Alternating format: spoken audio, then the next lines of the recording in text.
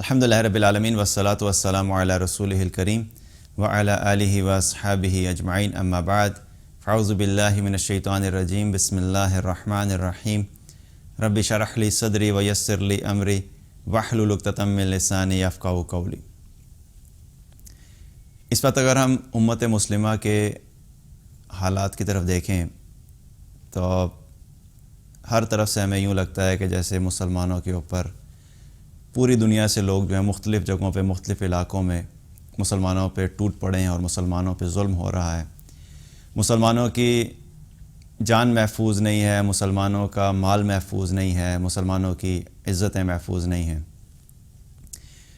اور اس بارے میں خاص طور پہ ریسنٹلی جو حالات چل رہے ہیں پیلسٹائن کے اندر بھی، اس اعتبار سے پوری دنیا میں جو ہے مسلمان کوشش بھی کر رہے ہیں اور اپنے اپنے طور کے اوپر اس چیز کو ایڈریس کرنے کی کوشش کر رہے ہیں سوشل میڈیا کے ذریعے سے، اور جہاں جہاں پہ بھی پروٹیسٹ ہو سکتا ہے وہاں پہ پروٹیسٹ کیا جا رہا ہے تاکہ جو ظلم کیا جا رہا ہے اس کو روکا جائے۔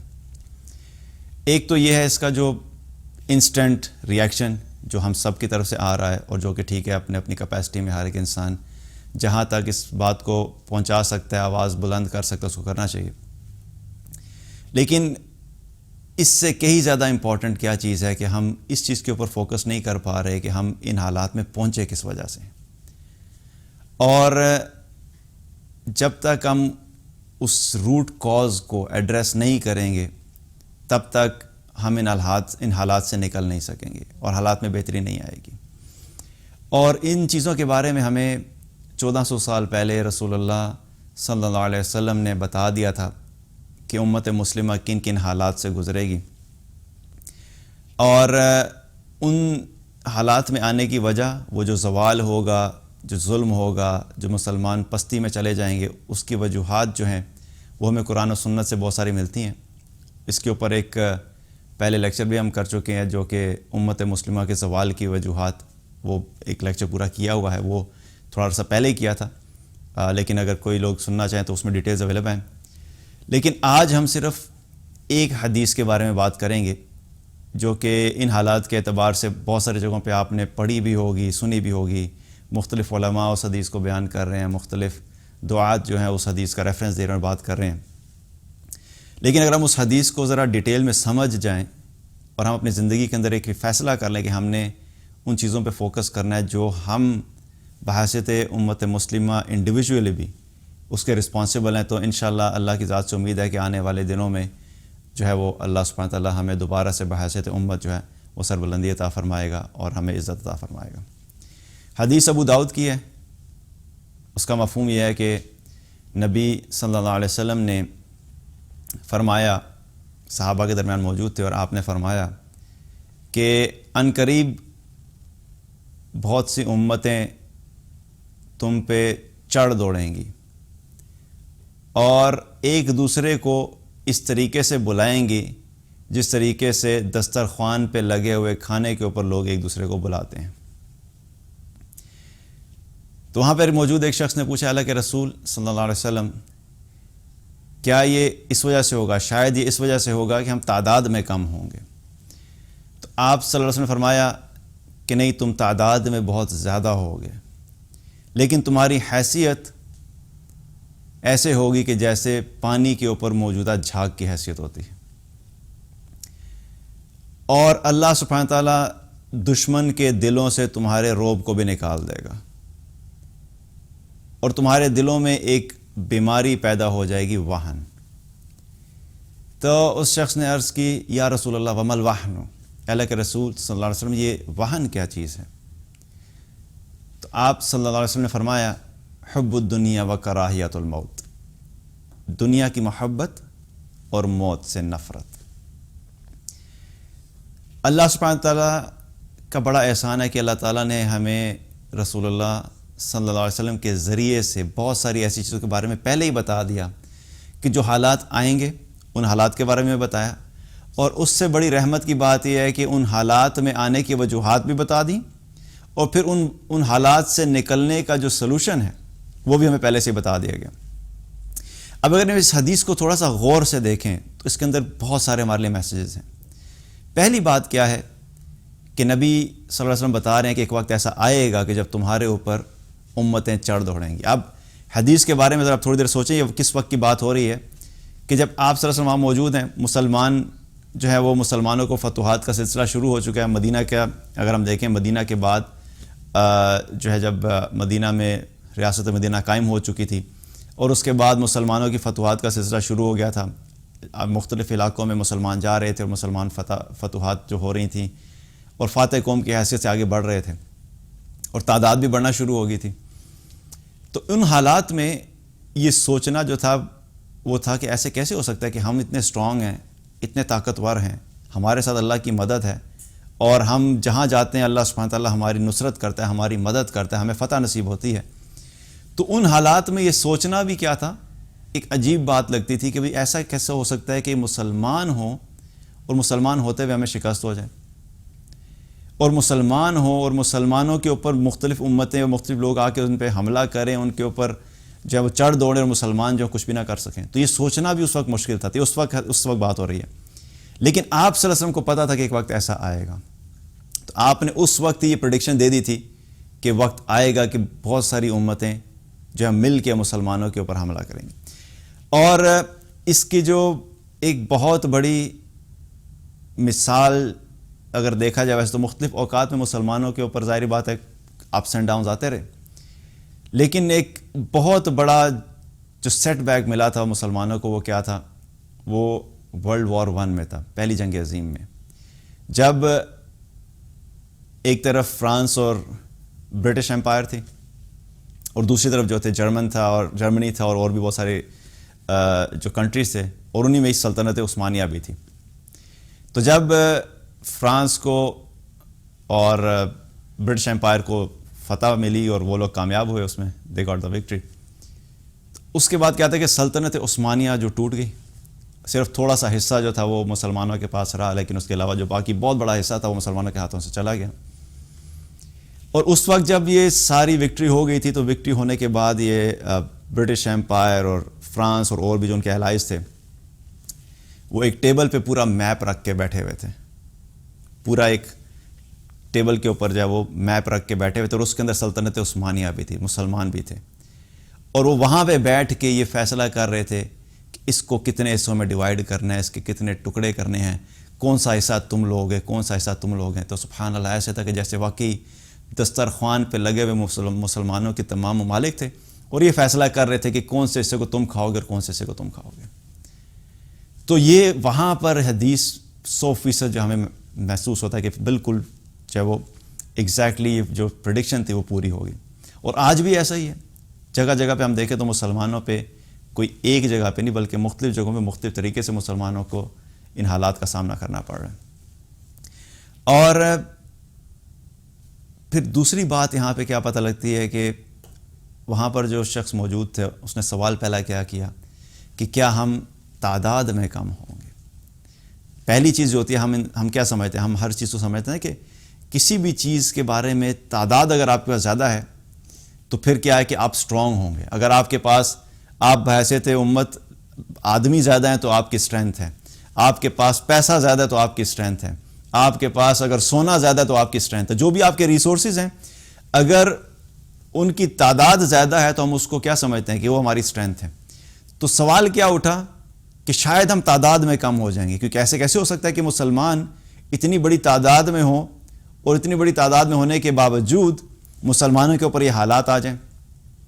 جب یہ سوال کیا کہ کیا شاید ہم تعداد میں کم ہوں گے تو آپ صلی اللہ علیہ وسلم نے اس کو بھی جب وہ کلیئر کر دیا کہ نہیں, تعداد میں تم زیادہ ہوگے.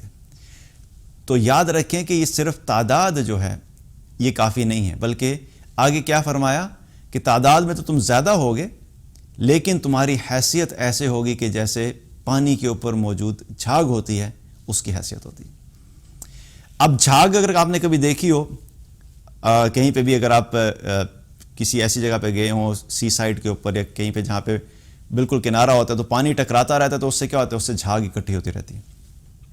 اب وہ دیکھنے میں چاہے جتنی مرضی زیادہ لگ رہی ہو آپ کو, لیکن جو ہی آپ جائیں گے اور آپ اس کو ہاتھ میں ہی اٹھائیں گے تو کیا ہوگا, وہ بالکل ختم ہو جائے گی, اس کی کوئی ویلیو نہیں ہے. اور اسی کے مقابلے میں اگر جتنی تعداد میں آپ کو جھاگ نظر آ رہی ہے, اگر آپ کو بتایا جائے کہ اتنی تعداد میں یہاں پہ سونا پڑا ہے، سو ڈونٹ یو تھنک کہ وہ سونا اتنی تعداد میں ویلیویبل ہے؟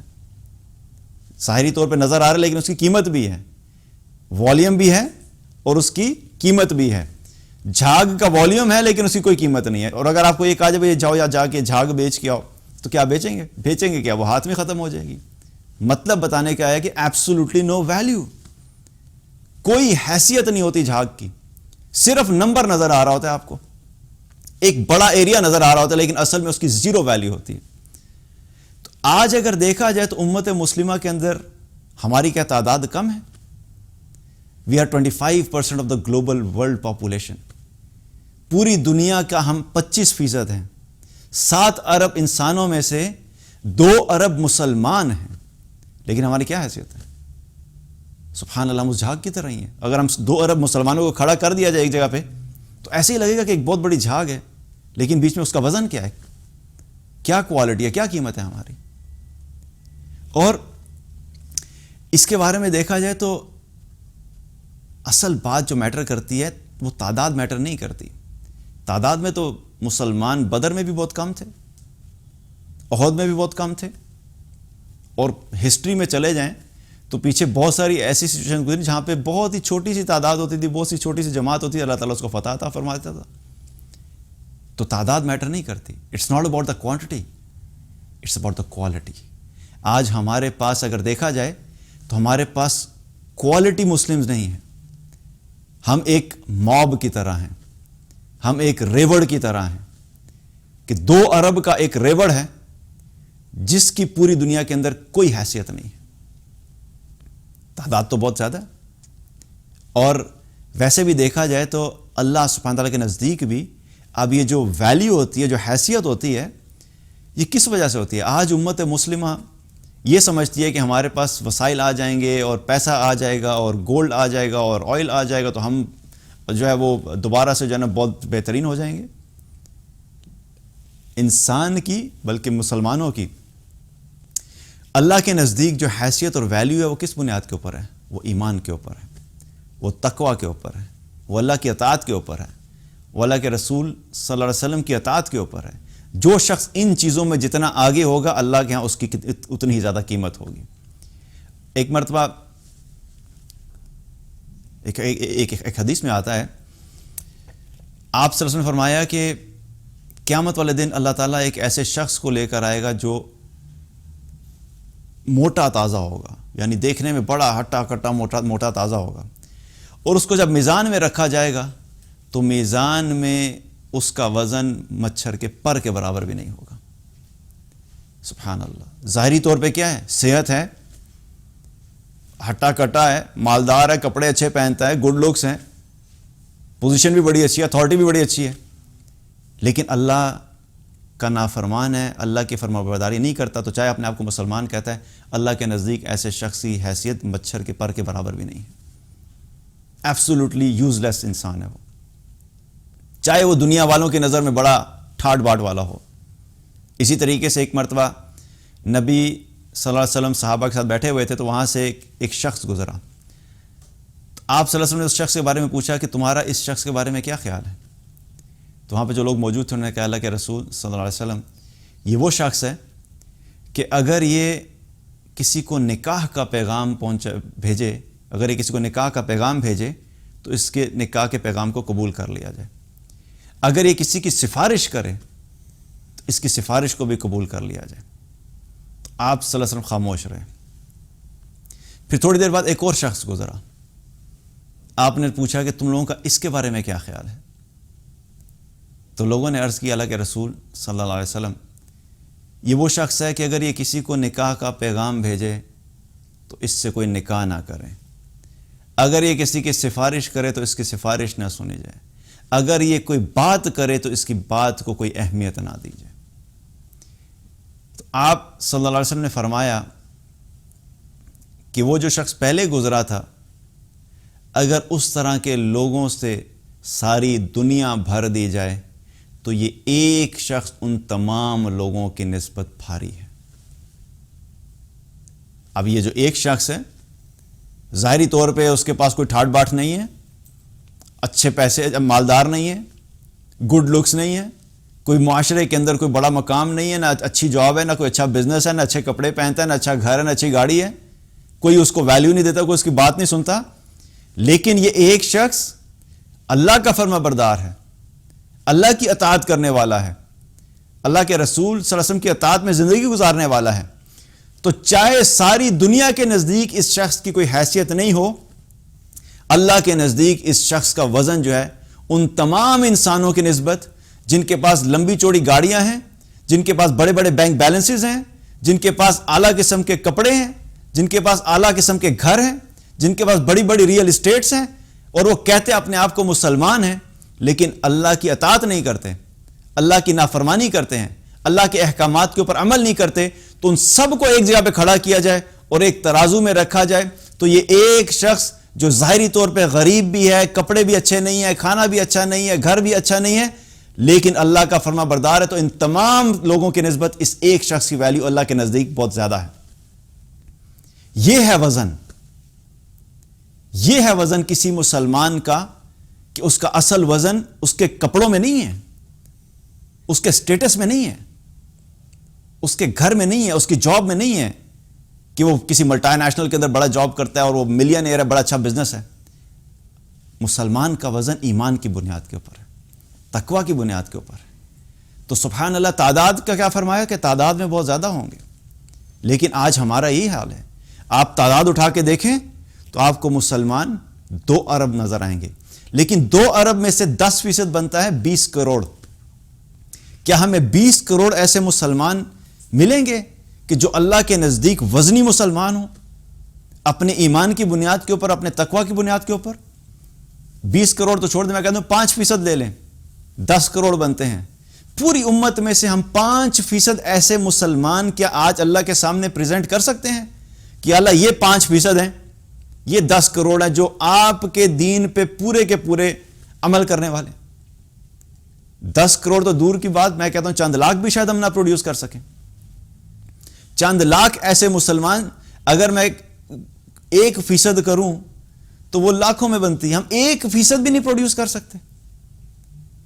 تو جس امت کے پاس 1% ایسے مسلمان نہ ہوں جو کھڑے ہو کے یہ کہہ سکیں کہ واقعی، یا جن کو ہم ایز اے ایگزامپل کے طور پہ پریزنٹ کر سکیں کہ اللہ دیکھیں یہ چند لاکھ ایسے لوگ ہیں جو آپ کے پورے دین پہ عمل کرنے والے ہیں، اور جو جس طریقے سے آپ نے قرآن اور حدیث میں بتایا تھا کہ ان کی زندگی گزارنی چاہیے، اس طریقے سے زندگی گزارتے ہیں۔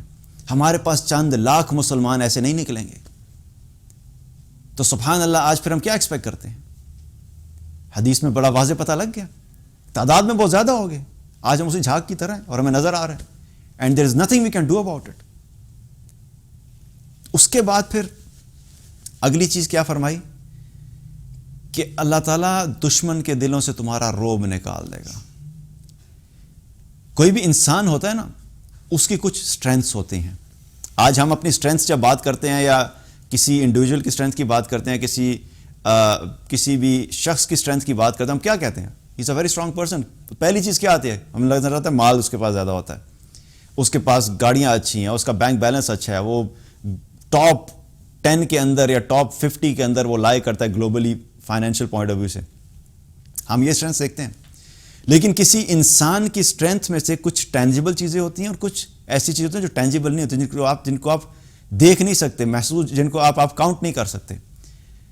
اخلاق کیا ہے؟ وہ انسان کی سٹرینتھ ہے، لیکن آپ اخلاق کو کدھر ڈالیں گے؟ آپ کتنا کلو اخلاق ہے یا کتنے پاؤ اخلاق ہے؟ اسی طریقے سے روب جو ہے، روب کو آپ دیکھ نہیں سکتے، لیکن روب اتنی بڑی مسلمانوں کی سٹرینتھ تھی کہ اس روب کے بارے میں صحیح مسلم کی روایت ہے، آپ صلی اللہ علیہ وسلم نے فرمایا کہ اللہ تعالیٰ نے 6 چیزیں مجھے ایسی عطا فرمائی دوسرے انبیاء کی نسبت، ان میں مجھے فضیلت عطا فرمائی ہے، اور ان میں سے ایک چیز آپ نے فرمائی وَنُصِرْتُ بِرُعْبٍ، کہ اللہ تعالیٰ نے روب کے ذریعے سے دشمن کے مقابلے میں میری مدد فرمائی۔ یہ روب ایسی چیز ہے کہ اللہ سبحانہ تعالیٰ جب بھی کہیں پہ مسلمانوں کا مقابلہ ہوتا تھا اپنے جو ہے کفار کے ساتھ، تو اللہ تعالیٰ کیا کرتے تھے؟ دشمن کے دل میں مسلمانوں کا روب ڈال دیتے تھے۔ اب وہ روب کیا ہے؟ اب چاہے مسلمان کم بھی ہوتے تھے تعداد میں، لیکن ان کے کم ہونے کی وجہ سے اللہ سبحانہ تعالیٰ روب ڈال دیتا تھا دشمنوں کے دل میں، تو جب دشمن کے دل میں روب ڈال جاتا تھا تو وہ تھوڑے بھی تعداد میں کیا ہوتے تھے، وہ کافی ہوتے تھے. لیکن یہ روب کہاں سے آ رہا ہے؟ یہ اللہ ڈال رہا ہے.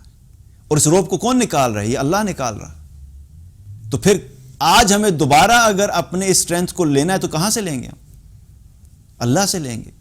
لیکن اللہ سے اگر ہم یہ اسٹرینتھ لینا چاہتے ہیں تو ہم اپنی زندگی کو تو دیکھیں. نمازیں ہم نہ پڑھیں، روزے ہم نہ رکھیں، حرام ہم نہ چھوڑیں، دنیا کی محبت میں ڈوبے ہوئے، آخرت کی فکر نہیں، اللہ کی ہماری زندگیوں میں کوئی ویلیو نہیں، رسول اللہ صلی اللہ علیہ وسلم کی زندگی کوئی ویلیو نہیں. اینڈ دین وی ایکسپیکٹ کہ اللہ تعالیٰ ہماری مدد کر دے گا روب کے ذریعے سے. تو روب جو تھا وہ بھی مسلمانوں کی ایک بہت بڑی اسٹرینتھ تھی. اور حدیث سے کیا پتہ لگتا ہے؟ اللہ تعالیٰ وہ اسٹرینتھ بھی لے لے گا. وہ بھی مسلمانوں کا جو روب ہے وہ دشمن کے دلوں سے نکل جائے گا. اور آج ایسا ہی ہے.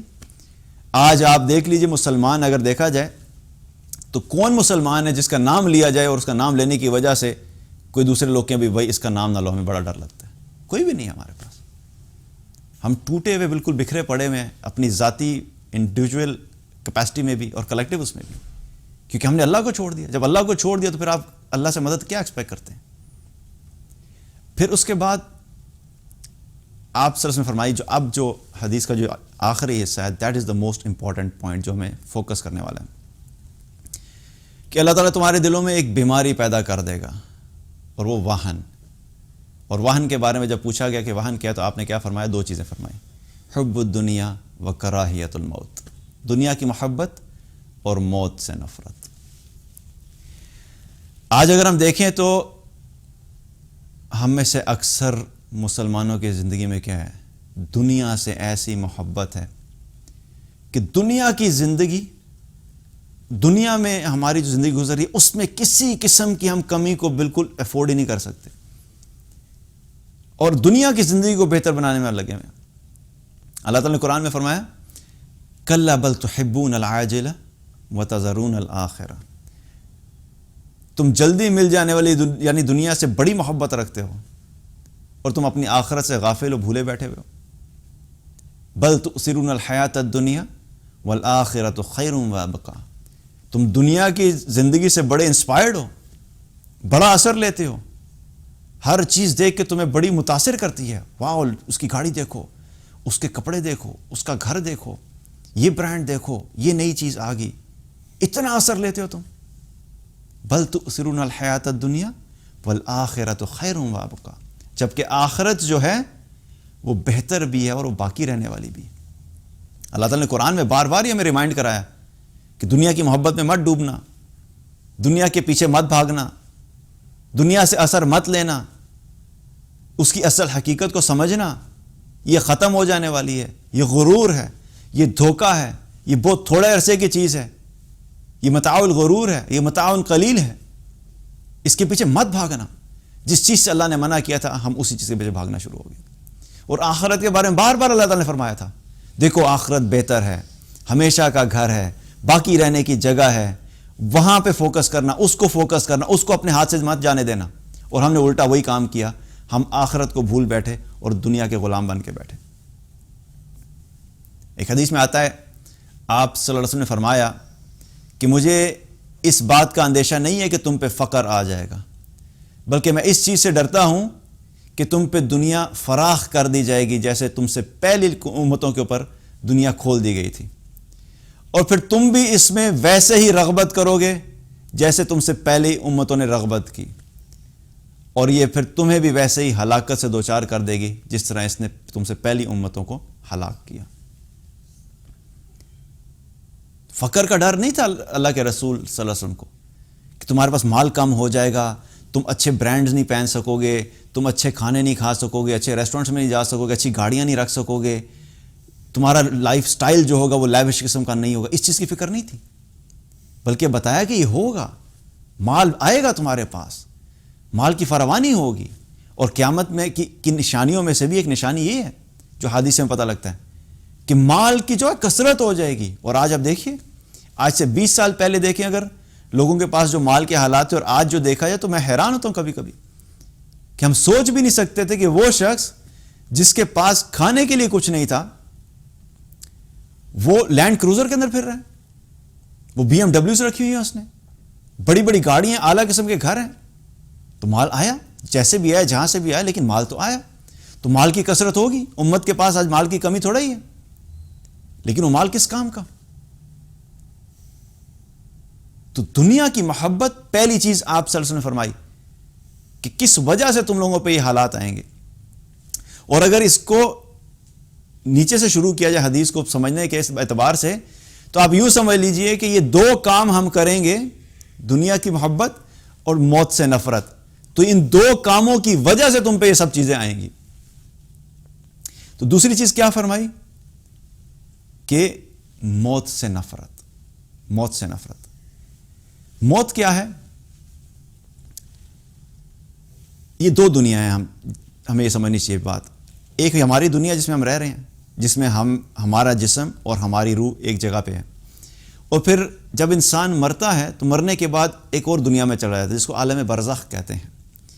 اور جو موت ہوتی ہے، آپ یوں سمجھ لیں کہ یہ موت ہمیں اس دنیا سے نکال کے اس جسم سے روح نکالتی ہے، اور پھر اس روح کو اٹھا کے ایک دوسری دنیا میں پھینک دیا جاتا ہے.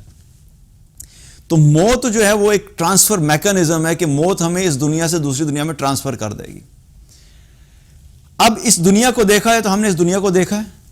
اس دنیا میں مال کی محبت ہے، گھروں کی محبت ہے، گاڑیوں کی محبت ہے، برانڈز کی محبت ہے، اچھے کیریئرز کی محبت ہے، اچھی جگہوں پہ رہنے کی محبت ہے، اچھے ملکوں میں چلے جائیں ہم، ایک بھوت سوار ہے ہمارے اوپر، صرف دنیا دنیا دنیا.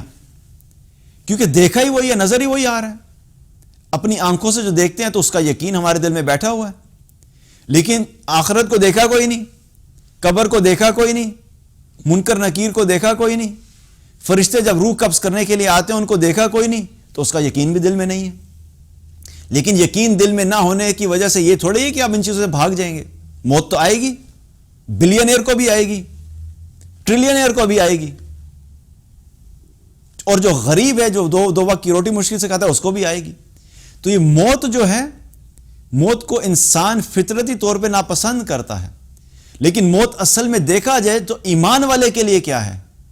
جو ایمان والا ہے موت اس کے لیے خوشخبری ہے. جس کے دل میں اس بات کا یقین ہے کہ دنیا گھٹیا چیز ہے، یہ دنیا کچرا ہے، یہ دنیا صرف غم کی جگہ ہے، پریشانیوں کی جگہ ہے، ڈپریشن کی جگہ ہے، اس میں کوئی لذت نہیں ہے.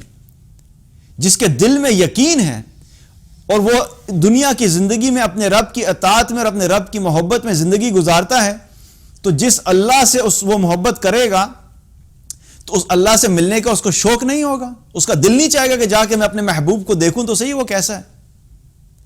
آج ہمارے دلوں میں اللہ سے ملاقات کا شوق ہے.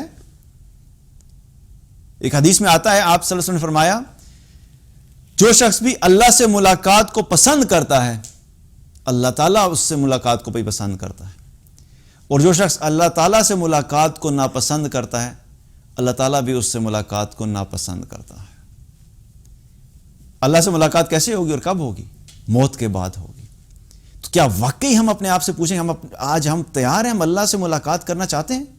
دل میں کبھی وہ محبت محسوس ہوئی ہمیں کہ کون سا وقت ایسا آئے گا کہ میں اس دنیا سے نکلوں اور جا کے میں اللہ سے ملاقات کروں، میں دیکھوں تو صحیح وہ رب کیسا ہے جس کے لیے میں فجر پہ اٹھا کرتا تھا، جس کے لیے میں عشاء پہ جایا کرتا تھا، جس کے لیے میں نے حلال روزی کمائی، جس کے لیے میں نے اپنے آپ کو حرام سے بچایا، جس کے لیے میں نے اپنی خواہشات کو جو ہے وہ دبایا، جس کے لیے میں 45 ڈگری سینٹی گریڈ میں ابایا پہن کے جو اندر سے پگھل رہی ہوتی تھی، لیکن میں اس اللہ کی خاطر ابایا پہنا کرتی تھی، حجاب کیا کرتی تھی، سارے اعمال کیے، میں دیکھوں تو صحیح وہ اللہ ہے کیسا. تو اس اللہ کو دیکھنے کا طریقہ کیا؟ وہ موت ہے. تو موت سے محبت کون کرے گا؟ جس کو پتا ہے کہ جب میں مروں گا تو میں نے جا کے اپنے رب کو دیکھنے، اور میں اپنے رب کو دیکھ کے راضی ہوں گا، میں خوش ہوں گا اور میرا رب مجھ سے راضی ہوگا. لیکن جس نے تیاری نہیں کی اپنے رب سے ملاقات کی، جس نے تیاری نہیں کی قبر کے اندر سوالوں کی، جس نے تیاری نہیں کی آنے والے وقت کو فیس کرنے کی، وہ کیوں موت سے محبت کرے گا؟ آج امت مسلمہ کیوں موت سے محبت نہیں کرتی؟ کیونکہ ہم نے اپنی آخرت کے لیے تیاری نہیں کی. What do we have in our hand؟ ہماری ساری محبت تو ہماری اس دنیا کے لیے، مال سے محبت، اولاد سے محبت، جاب سے محبت، بزنس سے محبت، گاڑی سے محبت، آخرت کی بھی محبت کوئی نہیں اور اللہ کی بھی محبت کوئی نہیں. تو پھر کیوں موت سے جو محبت ہوگی؟ لیکن صحابہ جو تھے وہ کیا تھے؟ صحابہ کو کلیئرٹی تھی اس چیز کی کہ دنیا کی زندگی دھوکہ ہے، اس کو چھوڑ کے چلے جانا ہے. انہیں ساری زندگی اپنی لگائی اپنی آخرت کو بہتر کرنے کے لیے اور اس رب سے ملاقات کی تیاری کے لیے. اور پھر جب وقت آیا تو پھر وہ تیار تھے، ان کو کوئی مسئلہ نہیں تھا. آج ہم کیوں ڈر جاتے ہیں؟ ہم کیوں خوف زدہ ہوتے ہیں؟ کیوں نہیں ہم چاہتے کہ ہم اس دنیا سے جائیں؟ اسی وجہ سے کہ ہم نے کبھی اللہ کی محبت ہی اپنے دل میں سچی محسوس نہیں کی، اور اس محبت کے نتیجے میں اللہ سے ملاقات کی تیاری ہی نہیں کی. اور ہمیں پتہ ہے کہ اگر ہم اس دنیا سے گئے تو پتہ نہیں ہمارے ساتھ آگے کیا ہونے والا ہے. That's why we don't like it. دو چیزیں جو ہیں اگر دیکھا جائے تو یہ وہ دو چیزیں ہیں جو اس امت سے نکلی اور اس امت کے اوپر یہ سارے حالات آئے. ایک چیز کیا ہے کہ اللہ سے ملاقات کا شوق نکل گیا، یا یوں کہہ دیجئے کہ یہ دو وجوہات ہیں جو کہ اس امت میں آئیں اور ان کی وجہ سے باقی حالات بھی آئے. پہلی چیز دنیا سے محبت، دوسری چیز موت سے نفرت. سولوشن کیا نظر آتا ہے پھر ہمیں؟ سولوشن بھی یہی ہے، ان دو چیزوں کا ایڈریس کر لو. اپنے اندر سے دنیا کی محبت کو نکال دو، مال کی محبت کو نکال دو، گاڑیوں کی محبت کو نکال دو، اور اس دنیا کو حقیر سمجھ کے زندگی گزارو. جب اس دنیا کی محبت نکلے گی آخرت کی محبت آٹومیٹیکلی آ جائے گی. اور دوسری چیز، اس دنیا میں لمبے چوڑے پلانز بنانا بند کریں کہ ہم نے جیسے مرنا ہی نہیں ہے. اللہ سے ملاقات کا شوق پیدا کرو، اللہ کے سامنے سجدے کرو، اللہ کی اطاعت کرو، تاکہ ہم جب اللہ سے ملنے کے لیے تیار ہوں گے تو ہمیں موت کا ڈر نہیں ہوگا. اور جب موت کا ڈر نہیں ہوگا تو پھر ہمیں اس دنیا کو چھوڑنے میں بھی کوئی مسئلہ نہیں ہوگا. تو یہ دو چیزیں اگر اس امت میں آ جائیں دوبارہ سے، اس دنیا کی محبت نکل جائے اور موت کی نفرت نکل جائے، تو کیا ہوگا کہ اللہ سبحانہ تعالیٰ دوبارہ ہمیں بحیثیت امت وہ مقام عطا فرمائے گا، وہ عزت عطا فرمائے گا جو ایک دور تھا کہ جو ہمارے پاس تھی. اللہ تعالیٰ سے دعا ہے کہ اللہ تعالیٰ ہم سب کو دین کی صحیح فہم عطا فرمائے، اور جو بات بھی کہی اس پہ عمل کرنے کی توفیق عطا فرمائے. کیونکہ اس وقت میں اکثر دیکھتا ہوں، میں سوشل میڈیا پہ جب بیٹھا دیکھ رہا ہوتا ہوں تو اتنی ساری باتیں ہیں، اتنے سارے ڈسکشنز ہیں، لیکن میں جب ارد گرد دیکھتا ہوں تو میں کہتا ہوں یار یہ اتنی ڈسکشنز ہیں، اس کا اثر کدھر ہے؟ عمل کدھر ہے؟ اور میں اپنے آپ کو بھی شامل کر رہا ہوں کہ ہمیں اب وہ جو سمجھنے والی چیزیں نا، بہت سارا ہمارے پاس میٹیریل اویلیبل ہے سمجھنے کے لیے، عمل کرنے کے لیے، بٹ عمل جب تک نہیں ہوگا یہ باتیں صرف باتیں رہ جائیں گی. تو اللہ تعالیٰ مجھے بھی عمل کرنے کی توفیق عطا فرمائے، ہم سب کو عمل کرنے کی توفیق عطا فرمائے. پوری امت پہ جو اس وقت حالات ہیں، اللہ سبحانہ تعالیٰ اپنی عافیت کا معاملہ فرمائے، جان مال عزت آبرو کی حفاظت فرمائے، اور ہم سب کو بحیثیت امت جاگنے کی توفیق عطا فرمائے، عقل کی توفیق عطا فرمائے، تاکہ ہم ان تمام چیزوں کو اپنی زندگی کا حصہ بنا سکیں جن کے بارے میں اللہ اور اللہ کے رسول صلی اللہ علیہ وسلم نے فرمایا کہ یہ تمہاری دنیا اور آخرت کی زندگی کے لیے عزت کا سبب بنیں گی، تاکہ ہم ان کو اپنائیں اور اللہ تعالیٰ ہمیں دنیا میں بھی عزت عطا فرمائے اور آخرت میں بھی عزت عطا فرمائے. بارک اللہ علیہ ولکم. السلام علیکم ورحمۃ اللہ وبرکاتہ.